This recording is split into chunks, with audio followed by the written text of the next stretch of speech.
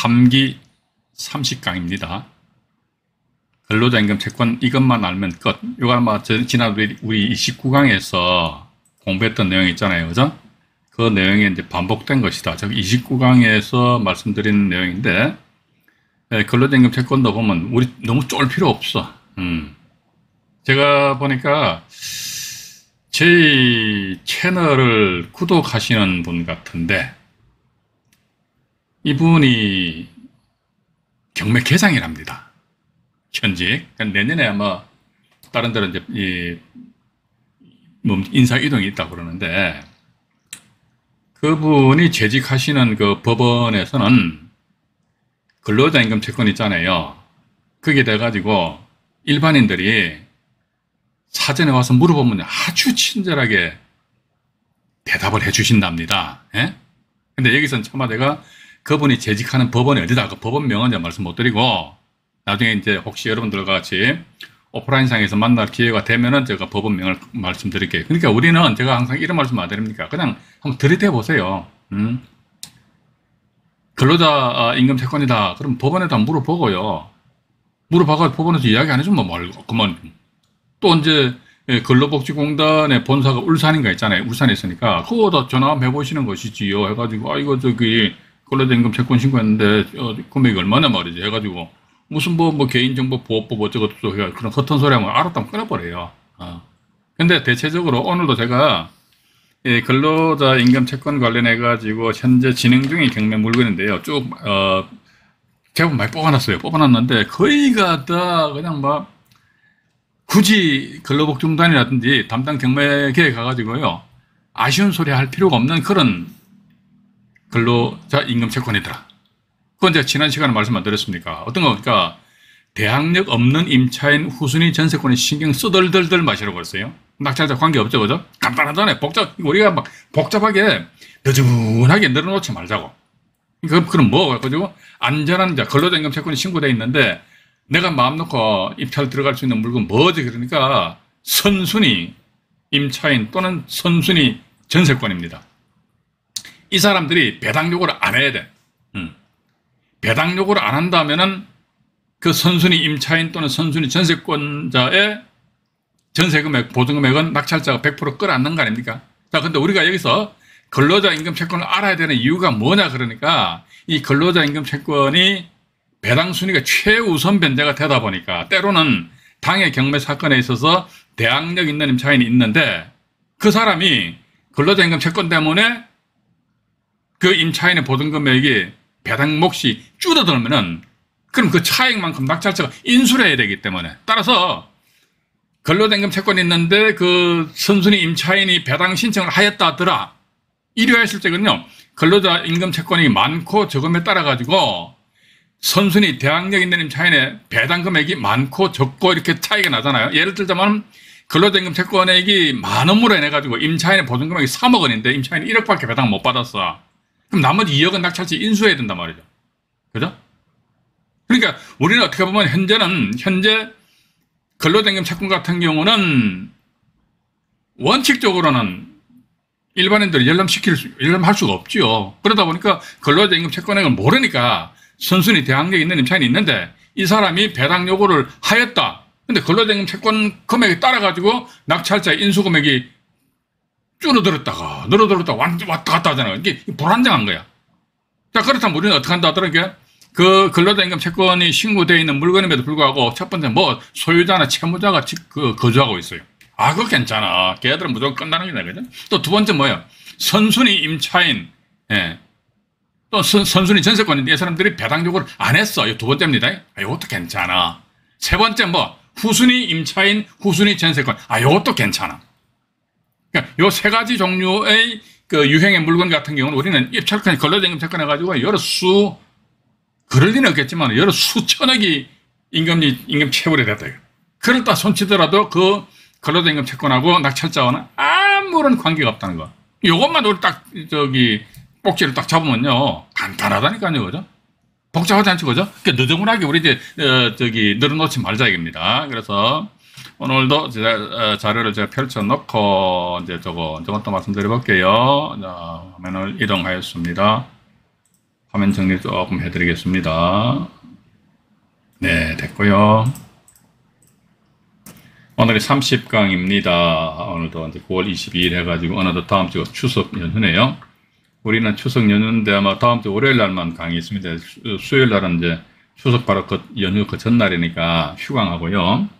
그 다음에, 10월, 언제입니까? 10월 2일도, 휴강합니다. 이게, 왜냐면, 이게 또, 10월 2일도 아마 임시 휴일이죠. 그죠? 네, 그래서 이제, 또 10월 3일 개천절이니까, 10월 달은 이제, 10월 4일부터 방송이 이제 진행이 될 것이다. 그래서 오늘 말씀드리고, 다음 주 월요일 날 31강으로서 말씀드리도록 하겠습니다. 목차는 역시 뭐, 근로자임금 채권 이렇게 나와 있네요. 나와 있고요. 네, 이 상태에서, 요건 지금 제가 지난 29강에서 말씀드린 것인데, 제가 조금 전에 말씀드린 것에 돼가지고, 그러니까 우리가, 이게 처음 접하시는 분도요, 지금 제가 드리는 말씀만 딱 이해만 제대로 하시면 됩니다. 제 말씀이, 어렵다 그러면요, 여러분들 채팅창에다가 글을 남겨주시고, 아니면 또 영상물 밑에다가요, 의견을 좀 제시를 해주시면은, 전 그걸 보고 좀 더 수위 조절을 좀 하도록 하겠습니다. 그러니까 대학력 있는 임차인 또는 순순히 전세권이 있는데 야들이 뭐다 1번 같은 경우만 신경 쓰자 이거지. 1번 같은 경우만 권리신고에 배당 신청했어요. 그러고 보니까 이게 2번 같은 경우는 임차인이 배당 신청을 안 했대요. 안 하면 뭐다 아예 우리는 딱 픽스된 거 아닙니까? 배당 신청을 안 했거나 아니면 또 배당 처리 나왔는데 그죠? 했는데 배당 안 받을 거야 이렇게 나온다 그러면요. 이 대학력 있는 임차인이 보증금이 3억 원이야. 근데 이 사람 배당 신청 안 했으면 3억 원이라는 금액을 내가 낙찰제 내가 인수한다는 것을 100% 아는 거 아닙니까? 그죠? 인수하는 거야. 인수한다. 그럼 예를 들어가지고 그 물건 하자가 없을 때에 5억에 낙찰을 받아야 된다. 근데 인수 금액이 얼마야? 3억이다. 그러면 이게 최소한 2억 정도에만 낙찰 받으면 된다. 근데 근로자임금 채권이 20억이야. 20억이든 200억이든 나하고 관계 있다 없다. 관계 없어요. 봐가지고. 근로자임금 채권은 20억인데, 야, 2억밖에 안 되잖아. 그럼 뭐, 그건 너 팔자지 뭐. 어쨌든 너가 20억인데도 불구하고, 만약에 근로자들이 최우선 변제로서 이제 2억을 만약에 근로자임금 채권 가져가잖아요. 그죠? 그럼 이 사람들은 18억은 못 받은 거 아닙니까? 못 받은 낙찰자 관계 없어요. 무조건 빨리빨리 죽는 거야. 그럼 낙찰자 입장에서 뭐다, 이게? 배당 신청 안 했거나 배당 철회했다. 그럼, 그래, 알았어. 대학력 있는, 3억 원이네. 요거만 내가 인수한다. 이거. 근데 문제는 뭐다? 여기 1번 요게 문제라고 제가 조금 전에 안 드렸습니까? 그죠? 대학력 있는 임차인도 선순위 전세권 같은 경우 권리신고 및 배당요구 신청을 해버렸대. 그것도 보니까 배당요구 종길 이전에 했니, 이후에는 요거 조금 이제 까칠하게 따져봐야 된다는 겁니다.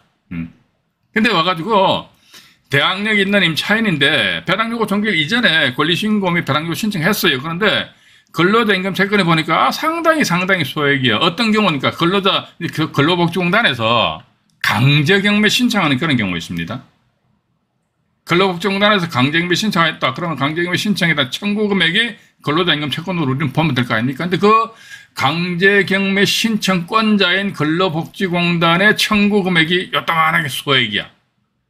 그럼 봐가지고 그 소액을 근로자 임금 채권에서 빠져나가더라도 다음 두 번째 대학력 있는 임차인 배당 신청했네. 야, 그럼 내가 입찰한 금액에서 모든 게 다 충족돼 버리네. 그런 것도 괜찮다 이거죠.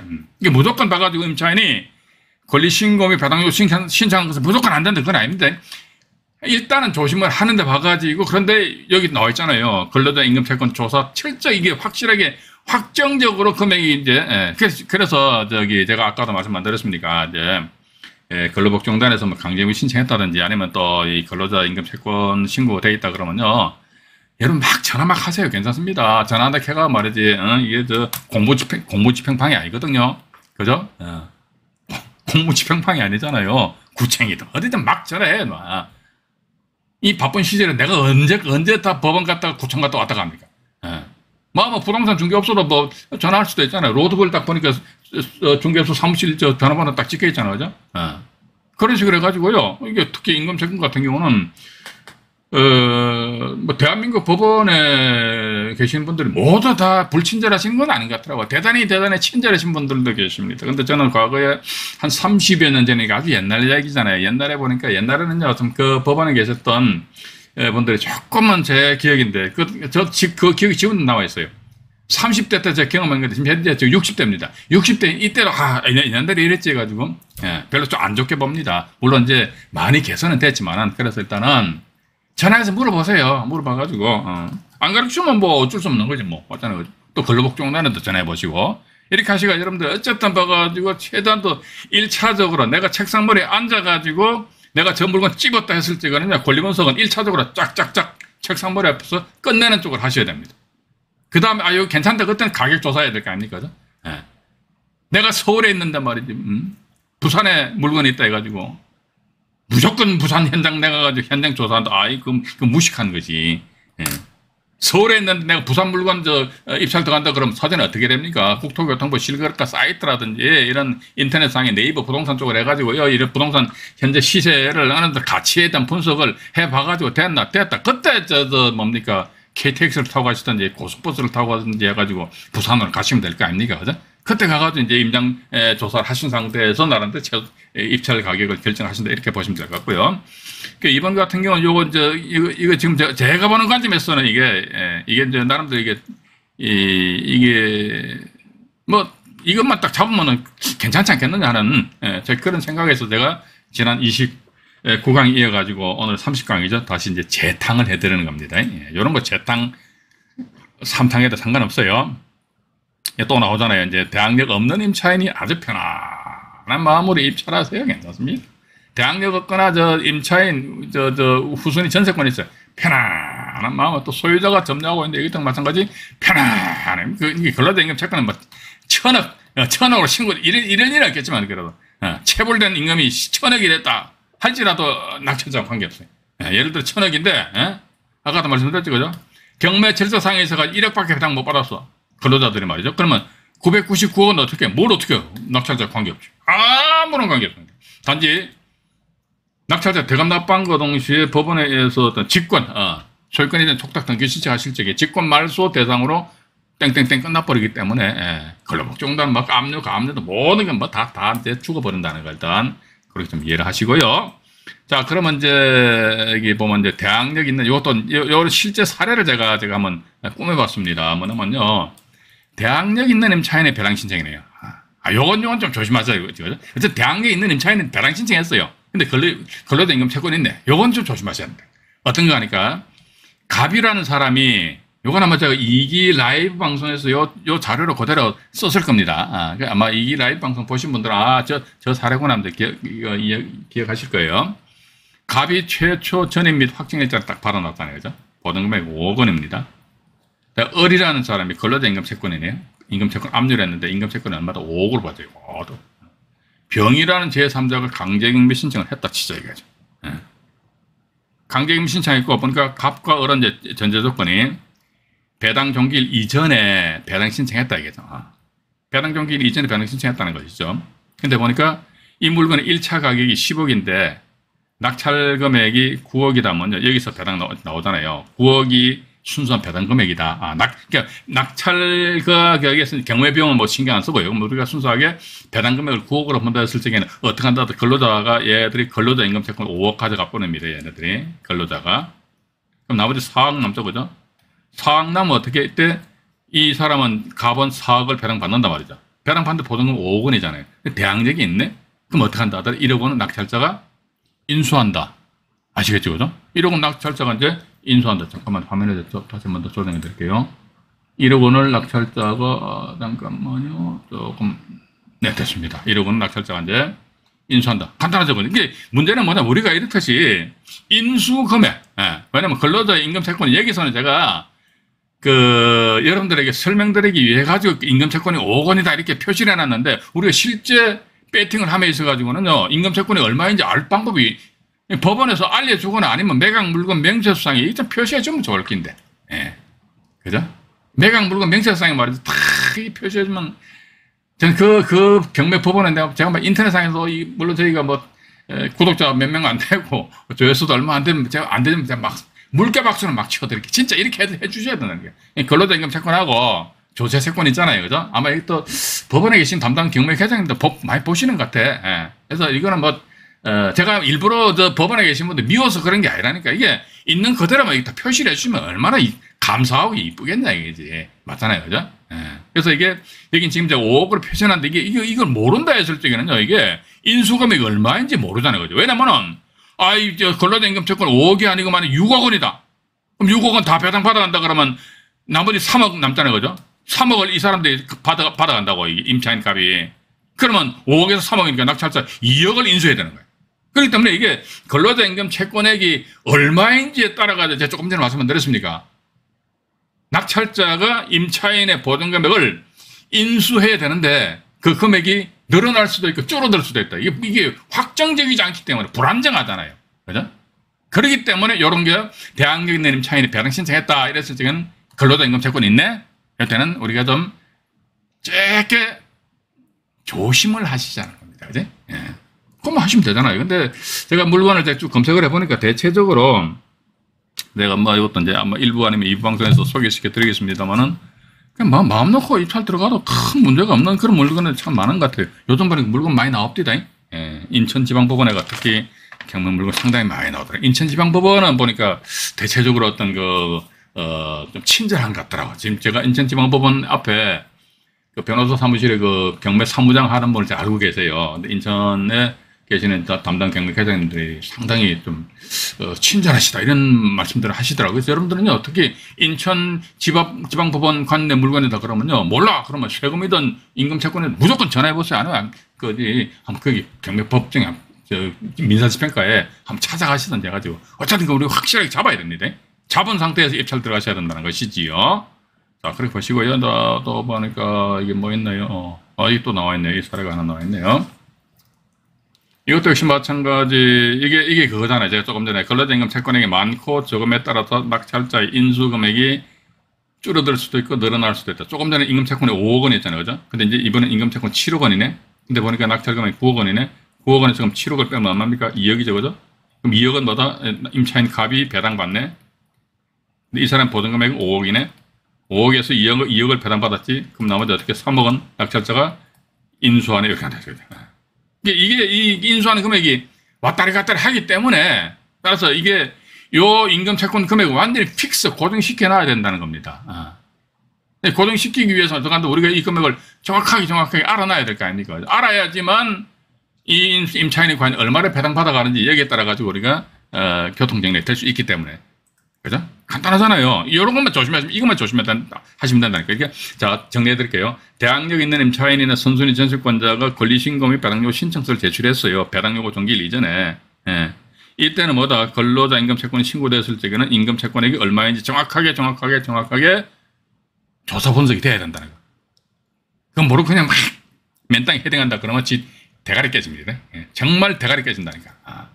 그러니 제 말씀 유념하시기 바랍니다. 대가리라는 표현을 써서 대단히 좋습니다. 또 이렇게 막 세게 이야기해야 돼. 그래야지만 사람들이 기억 잘하더라고. 제가 점잖하게 말씀드릴까요? 그건 저는 별로 점잖하지 않은 사람이라서 점잖하게 말씀 못 드립니다. 자, 이번에는 보니까 말이죠. 이거 나와 있네요. 대항력 있는 임차인 배당 신청 안 해버렸어. 좋아. 안 하면 좋아요. 얼마에 5억 인수하잖아요. 5억 100% 인수하는 거예요. 그죠? 인수하니까 좋아. 알았다 이거지. 근데 근로자 임금 채권 해가지고 이것도 보니까 이 임금 채권액이 이제 7억으로 나와 있다고 그랬는데 이게 만약 이 금액 자체를 모른다 할지라도 내가 9억에 낙찰을 받았다는 거죠. 만약에 이게 여기 나와 있습니다. 1차 가격이 10억 원이다. 근데 하자가 없을 때는 낙찰 금액 얼마입니까? 9억에 써서 받아야 되는데. 그런데 하자가 있잖아요. 뭐 5억을 인수하잖아요. 그럼 5억 인수하니까 9억에서 5억을 빼야지. 그럼 얼마입니까? 4억이죠. 4억 정도 쓰면 되지. 따라서 임금 채권액이 7억이든 10억이든 100억이든 나하고 관계없어. 너희들이 배당 받았든지 말든지. 예를 들어가지고 이 사람들 근로자 임금 채권이 10억이다. 그러면 9억 가지고는 9억 받아가니까 나머지 1억은 미배당이잖아요. 미배당이든 말든 낙찰자가 나하고 관계없다. 그럼 나는 뭐 하면 된다. 나는 이거 얼마에 던졌지 내가 4억에 낙찰 받았잖아요. 그죠? 근데 낙찰자는 얼마 또 임차인 인수해야 되지? 5억 인수하잖아요. 그죠? 그러니까 9억이잖아요. 그죠? 자, 여기다 이제 단서를 안 달아놨습니까? 그냥 하자가 없을 때 일반적으로 봐서 이제 9억 정도에서 낙찰 받아야 된다. 이런 건 이제 사전에 우리가 조사 분석을 하셔야 되거든요. 하자가 없을 때 9억이야. 근데 5억 원이라는 금액을 인수하니까 하자가 있잖아. 따라서 하자 있는 금액을 빼니까 나머지 4억 원 이게 이제 내가 입찰 들어갈 그 금액이라는 것이 있죠. 그죠? 그렇게 하셔가지고 여러분들이 접근을 하신다면은, 자, 그러니까 대항력 있는 임차인이 미배당 신청입니다. 배당 신청을 안 했거나 또는 배당 신청했다가 배당을 철회. 배당 철회입니다. 예. 배당 철회했다 이거지. 그러면 우리는 이것만 알면 되는 거야. 얘들은 몰라. 신경 쓰지 말아버려. 우리는 그러니까 이 물건에 있어서 갑과 을이 있다 들어가면 낙찰자와의 관계는 누가 신경 쓰면 되느냐? 을은 몰라. 너희들이 뭐 받아가든지 말든지. 갑이 이 사람이. 왜냐면 이 사람 대항력이 있는 힘 차이내려서 어쨌든 이 사람 보증금액이 5억 원인데 이건 딱 완전히 픽스되어 있잖아요. 그죠? 근데 근로자 임금 채권은 고정적이지 않다고.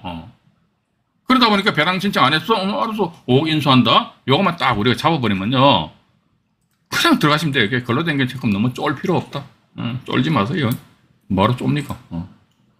자, 다음 페이지 또 사례 나와 있네요. 임차인 갑은 배당 신청을 하지 않았음 알았어. 5억 원 어떻게 한다? 5억 원 인수함 알았어. 이 물건 보니까 10억 원인데 하자가 없을 때 9억이다. 또 마찬가지잖아요. 5억 인수하니까 9억에서 5억 원 빼니까 4억이야. 임금채권이 9억이다. 이건 뭐 제가 조금 전에 임금채권 7억이라고 했는데 7억이다. 9억이든 100억이든 1000억이든 뭐 1조든 관계없어요. 너희들이 배당 받아갔더니 말든지 이게 낙찰자 관계 있다 없다? 없어요. 낙찰자에 관계 있는 권리는 누구다? 이 사람만이기 때문에 우리는 요 사람만 딱 신경쓰면 된다니까요. 감 네가 얼마를 배당 받아가냐? 너 배당 못 받아가면 얼마 그러면 5억 원 1000억을 낙찰자에 내가 다 끌어안고 인수해야 되는구나. 이것만 우리가 딱 잡고 여러분들이 접근하시면요. 그냥 뭐 순풍순풍 넘어갑니다. 법원 경매가 뭐 그렇게 고동수업 푸는 것처럼 뭐 어려운 것도 아니고 달나라 얘기도 아니고요. 별나라 얘기도 아니고요. 소련말 하는 것도 아닙니다. 여기 보면요. 이제 근로자 임금 채권 관련해 가지고요. 이 대법원 판결 사건인데 이걸 제가 사건 번호를 한 메모를 해 놓으시기 바라겠습니다. 물 한잔 마시겠습니다. 네. 이게 어떤 내용이냐면요. 근로기준법에 해가지고 우선 변제권을 가지거든요. 근로자 임금 채권은요. 가지는데 배당 요구 종기까지 적법하게 배당 요구를 해야지만 배당 받는데요. 이것도 보니까 이제 등기부 등본상에 경매 기입 등기 있잖아요. 경매 기입 등기 이전에 뭐 압류나 가압류한 근로자 임금 채권, 근로복지공단에서 압류나 가압류했다. 이 사람들은요 배당 요구 안 하더라도 나중에 뭐 배당기일 3일 전까지 뭐 어떤 배당표를 확정시키면 되니까 큰 문제가 없는데 여기서 이야기하는 근로자 임금 채권마다 등기부상에 압류, 가압류가 안 돼 있어요. 근데 이게 경매가 진행돼 버렸어. 근데 이 사람들이 보니까 배당 요구 종기일까지 가만히 있어. 그러다 나중에 배당 요구 종기일 지나고 나서 보니까 그때서 갈아넣게 해서 막 그냥 막 가압류하고 말이지 배당 요구 종기 배당 요구 종기를 막 연기 신청하고 말이지 또 배당 신청하고 생 난리 부르스요. 난리 부르스 쳐봤자 그 사람들 배당 못 받아요. 빠이빠이야. 그런 경우 딱 보니까 우리가 그것도 보시죠. 그러니까 대항력 있는 힘 차이는 있어요. 배당 요구를 했습니다. 그럼 제가 조심하자고 그랬잖아요. 근데 또 조심하지 않아야 될 거. 또 이게 판례를 보니까 또 하나 생각났네. 조심하지 않아야 될 건 뭐다 봐가지고 등기부 등본상에 말이지 경매 신청에 의한 기입등 압류 효력이 발생된 그때까지 근로복지공단에서 압류나 가압류를 안 했어.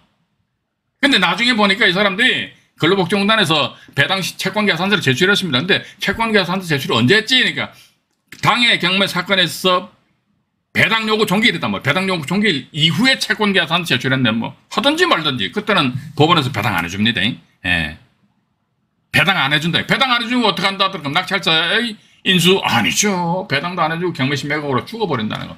그런 건 또 설사 대항력 있는 힘 차이인데 배당 신청을 하였다더라. 그런데 근로자 임금 채권이 등기부 등본상에 압류, 가압류 되지 않은 상태에서 그 이후에 배당 종기일 이후에 채권계산서를 제출했다. 그럼 법원에서 받아주는데 그 신청의 효력은 있다 없다? 효력은 없다. 그죠? 이와 관련 판례가 3개가 있어요. 이거 하나 있죠. 이것도 하나 있잖아요. 그죠? 적법한 배당 요구를 하지 아니한 경우에는 임금 채권과 같은 실체법상의 우선 변제 청구권이 있는 채권자라 하더라도 경락 대금이 이게 옛날 사건이 옛날에 경락이래요. 경락. 낙찰인데 매각 대금이거든요. 근데 경락 대금으로 배당을 받을 수는 없을 것이므로 배당 못 받는데요. 배당 못 받고 나가 죽는 거야 봐가지고. 또 하나 판례 더 있어요. 있잖아요. 임금 채권자 등 실제법상의 우선 변제 청구권이 있는 채권자가 적법한 배당 요구 여기 나와있죠. 적법한 배당 요구를 하지 아니한 경우. 적법한 배당 요구라는 것은요. 법원이 공고한 배당 요구 종기일까지 움직여야 되는 거야. 근데 그게 이제 적법한 배당 요구인데 그러한 적법한 배당 요구 행위를 안 했다 이거죠. 안 하면은 그것도 뭐다. 부당이득 반환 청구권의 인정되고 이게 소곡은 일단 부정입니다. 이게 뭐냐면요. 근로자 임금 채권이 법원이 공고한 배당 요구 종기일까지 채권 계산서를 제출하지 않았단 말이죠. 그러니까 법원에서는 근로자 임금 채권이 있는지 없는지 모르잖아요. 법원에서 어떻게 합니까? 알 방법 없지. 저거들이 자기네들 권리 행사를 안 했는데 뭐죠? 그러다 보니까 그다음에 나머지 자녀 금액이 있다. 이건 만약에 근로자들이 근로자 임금 채권에서 채권 계산서를 제출하였다면은 걔네들이 일단 배당을 받아갈 수도 있었는데 배당 요구를 안 함으로 해가지고 그 금액이 후순위 다른 권리자한테 배당이 주어진다고요. 그죠? 나머지 금액이 있다. 그러니까 배당 싹 다 해주고, 배당 싹 다 해주고 나서 또 나머지 자녀 금액이 있으면 그때 소유자한테 최종적으로 이제 배당이 이루어지는데 어쨌든 봐가지고 후순위 권리자들한테 배당을 했는데 보니까 근로자 임금 채권이 우리는 있잖아 최우선 변제야. 어디 감히 건방지게 말이지 내가 배당 요구를 안 했다 해가지고 너희들이 가져가냐. 그래서 너희들이 가져간 것은 부당이득이야. 부당이득 반환 청구하니까 부당이득에 대한 반환 청구권 인정은 안 된다. 이렇게 되었습니다. 그러니까 결국은 뭐냐면은 조금 전에 우리 그 판결 내용을 보셨습니다만은 적법한 배당 요구를 해야 된다는 것이죠. 적법한 배당 요구는 뭐다 이게? 배당 요구 종기일까지 채권 계산 제출해란 말이지. 그것도 안 해놓고 나서 뭔 허튼 소리 하냐 말이지. 이게 판결조지 나와있죠, 그죠? 여기 나와있는 경락기일까지 배당 요구를 한 경우에 하나여 나와있잖아요. 하나여. 그죠? 옛날에는요, 이게 경락기일 보니까 이게 민사소송법화에서 경매가 진행될 당시에는요, 지금으로 치면 매각기일입니다. 입찰하고 나서 입찰해서 입찰해서 낙찰되면 일주일 후에 매각 허가 결정 나잖아요. 그죠? 요즘으로 치면 매각 기일까지가 배당 요구 종기일이었어요. 근데 이거는 여러분들 신경 쓰지 마십시오, 이게 옛날 판례예요, 옛날 판례. 근데 지금으로 따진다면 여기에 경락 기일까지 여기 배당 요구 종기일까지, 배당 요구를 한 경우에 한해서 비로소 배당을 받을 수 있을 것이고, 아니면 배당 못 받는다, 이거죠. 따라서 다른 사람이 배당 받아간 것에 돼가지고 부당이득이도 어쩌고저쩌고 이런 헛된 소리를 할 자격이 없고 이렇게 나와 있습니다. 그죠? 일단 그렇게 좀 보시면 되실 것 같아요. 이게 보고 또 밑에 뭐 있나요? 또 판례도 하나 땡겨 봐가지고 여기 나와 있는지 읽어봐 드릴게요. 적법한 배당 요구를 하지 아니한 경우에는 제가 조금 전에 말씀드렸죠. 적법한 배당 요구는 뭐냐니까 법원이 공부한 배당 요구 종기일까지 권리신고에 배당 요구 신청해라 이거지. 근데 안 했잖아. 그러면 실제법상의 우선 변제 청구권, 그러니까 근로자 임금 채권은요 최우선 변제거든. 담보권보다도 우선한다. 이게 최우선 변제거든요. 요 담보권보다 우선한다. 이게 근로자 임금 채권 최우선 변제 그 근거 그 이유에 대해서 제가 지난 29강에서 말씀드렸습니다. 우선 변제 청구권이 있는 채권자라 하더라도 배당을 받을 수 없으므로 이렇게 나왔잖아요.